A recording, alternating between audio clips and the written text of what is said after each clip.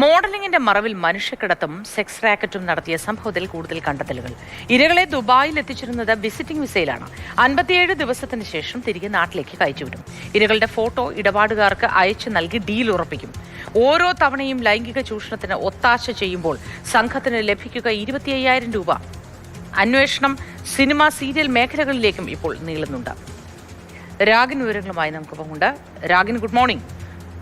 വളരെ ഞെട്ടിക്കുന്ന ഒരുപാട് സംഭവങ്ങൾ ഇതിന് പിന്നിൽ നടക്കുന്നു എന്നതാണ് വ്യക്തമാകുന്നത്. സിനിമ, സീരിയൽ മേഖലകളിലേക്ക് ഇതിന്റെ അന്വേഷണം നീളുകയും ചെയ്യുന്നു എന്ന് പറയുന്നു. പലപ്പോഴായി സ്ഥിരീകരിക്കാത്ത റിപ്പോർട്ടുകൾ നമുക്കൊക്കെ കിട്ടാറുണ്ട്.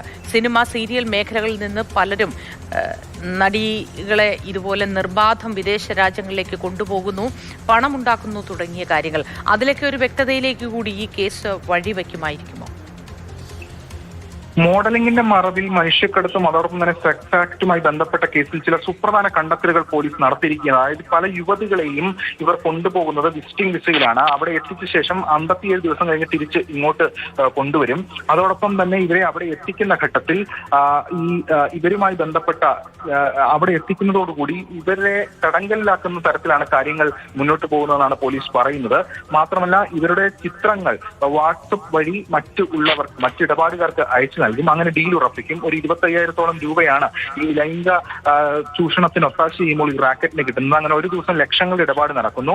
അങ്ങനെ ആ ലൈംഗിക ചൂഷണം നടക്കുമ്പോൾ അത് ഒളിക്യാമറയിൽ പകർത്തും. അത് കാട്ടി പിന്നീട് യുവതികളെ ഭീഷണിപ്പെടുത്തും. അങ്ങനെ അവിടെ എത്തിച്ച ശേഷം മോഡലിംഗ് എന്നൊക്കെ പറഞ്ഞ് അവിടെ എത്തിച്ച ശേഷം ഇത്തരത്തിൽ അപ്പാർട്ട്മെന്റിൽ തടങ്കലിലാക്കിക്കൊണ്ട് ഇത്തരം കാര്യങ്ങളാണ് നടക്കുന്നത് എന്നതാണ് പോലീസ് സംഘം വ്യക്തമാക്കുന്നത്. അതിൽ മാസ്റ്റർ ബ്രെയിൻ സിന്ധു ആണ്.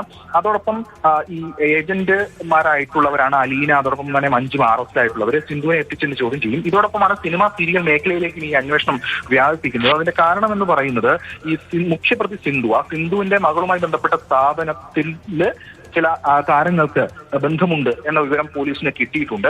അപ്പോൾ ഈ താരങ്ങൾക്ക് ഈ റാക്കറ്റുമായി ഏതെങ്കിലും തരത്തിലുള്ള കണക്ഷൻ ഉണ്ടോ എന്ന കാര്യമാണ് പോലീസ് ഇപ്പോൾ പരിശോധിക്കുന്നത്. അത്തരം ആംഗിളിൽ അക്കാര്യവും നോക്കുന്നു. എന്തായാലും സിന്ധുവിനെ എത്തിച്ച് വിശദമായിട്ടുള്ള ചോദ്യം ചെയ്യലിലൂടെ മാത്രമേ കൂടുതൽ കാര്യങ്ങൾ ബോധ്യമാകൂ എന്ന നിലപാടിലാണ് അന്വേഷണ സംഘം. ഇതോടൊപ്പം 2 പ്രതികൾ വിദേശത്തുണ്ട് എന്ന് അന്വേഷണ സംഘം വ്യക്തമാക്കുന്നു. അവരെ പിടികൂടുന്നതിനായി ഇന്റർപോളിന്റെ സഹായവും തേടും. എന്തായാലും കഴിഞ്ഞ കുറെ നാളുകളായി ഈ റാക്കറ്റ് ഇവിടെ പ്രവർത്തിച്ചു വരികയായിരുന്നു. ഇത്തരത്തിൽ യുവതികളെ മോഡലിംഗ് എന്നൊക്കെ പറഞ്ഞ് വിദേശത്തെത്തിച്ച ശേഷം ലൈംഗിക ചൂഷണത്തിന് ഇരയാക്കുന്നു. അതിന്റെ സാമ്പത്തിക നേട്ടമടക്കം ഈ സംഘം കൈവശപ്പെടുത്തുന്നു. അതിനുശേഷം മടങ്ങി അവരെ തിരിച്ചുവിടുന്നു. പലരും ഈ ദൃശ്യങ്ങളടക്കം പുറത്തു പോകുമെന്ന ഭയം കൊണ്ട് പറയുന്നില്ല എന്ന കാര്യമാണ് പോലീസ് ഇപ്പോൾ വ്യക്തമാക്കുന്നത്. ശരി, രാഗിനാണ് വിശദവിവരങ്ങൾ പങ്കുവച്ചത്.